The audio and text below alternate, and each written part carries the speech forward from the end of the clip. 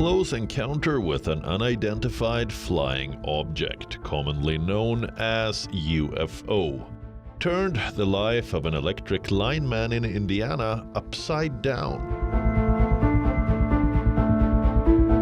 The protagonist then began his quest for answers in the 1977 classic science fiction Close Encounters of the Third Kind.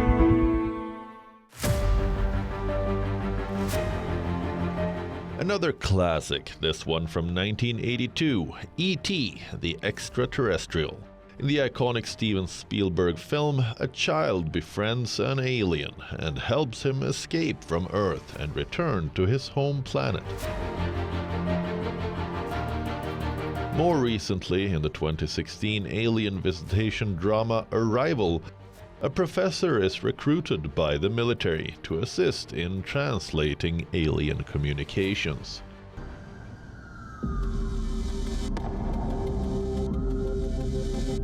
And here we are in 2023. As we convene here, UAP are in our airspace, but they are grossly underreported.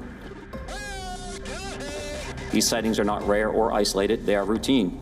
Military aircrew and commercial pilots, trained observers whose lives depend on accurate identification, are frequently witnessing these phenomena. A real-life drama is currently being played out in Washington, D.C., the capital of the United States. Its central character, retired Major David Grusch, a former U.S. intelligence officer. He's now a whistleblower with a clear purpose. I was informed in the course of my official duties of a multi-decade UAP crash retrieval and reverse engineering program, to which I was denied access to those additional read-ons when I requested it. I made the decision, based on the data I collected, to report this information to my superiors and multiple inspectors general, and in effect becoming a whistleblower. He wants to prove the United States is in possession of alien craft and non-human biologics. If what Grusch is saying is true, aliens are definitely not the only things coming to our planet from far, far away.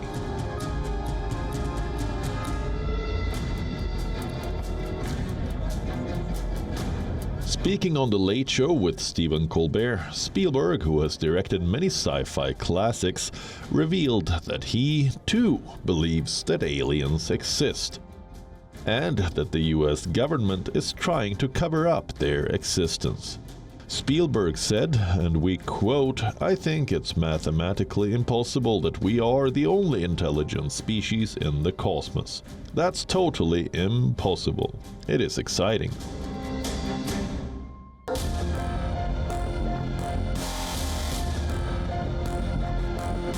Let's enter the world of UFOs and extraterrestrials. Is the United States hiding information about aliens? And should we start taking unidentified anomalous phenomena seriously?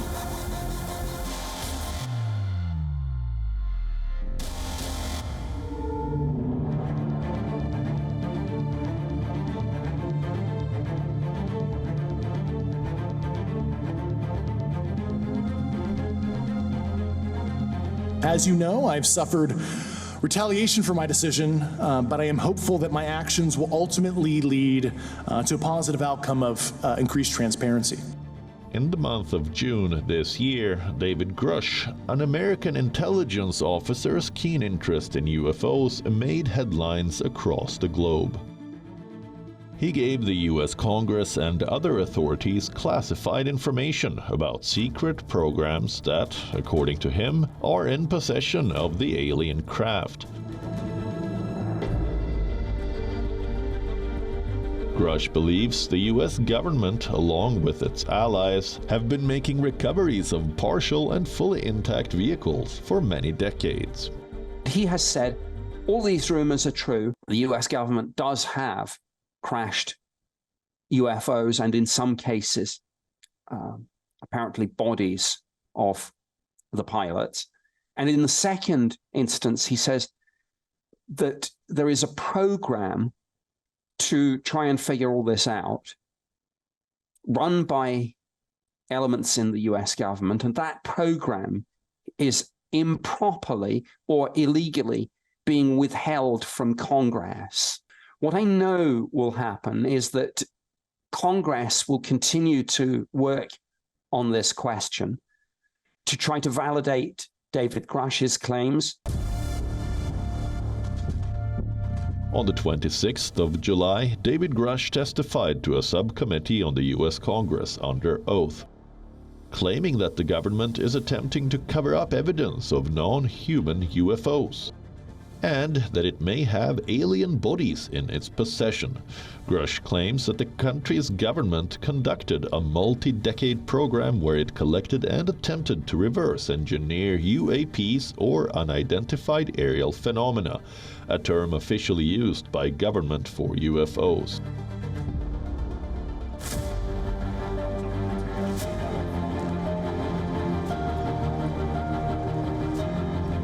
David Grusch was a combat officer in Afghanistan and a veteran of the U.S. National Geospatial Intelligence Agency and the U.S. National Reconnaissance Office, or NRO.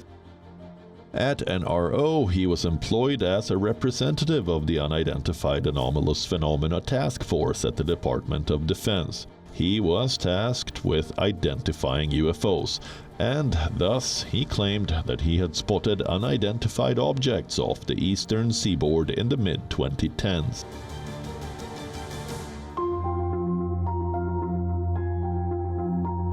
The U.S. Department of Defense, the Pentagon, has denied all of Grusch's claims of a cover-up.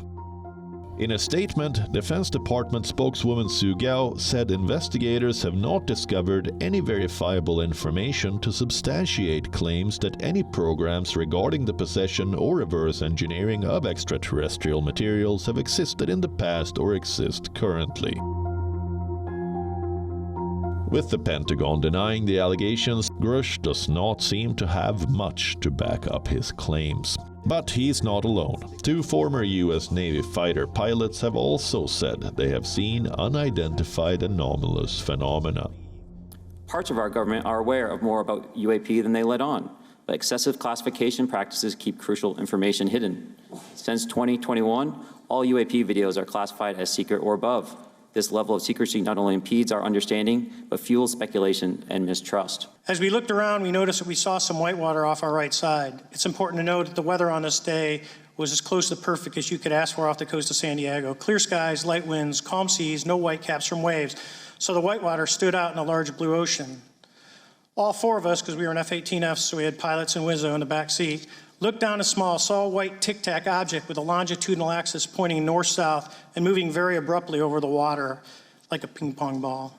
As we pulled nose onto the object, within about a half mile of it, it rapidly accelerated in front of us and disappeared. Our wingmen, roughly 8,000 feet above us, lost contact also.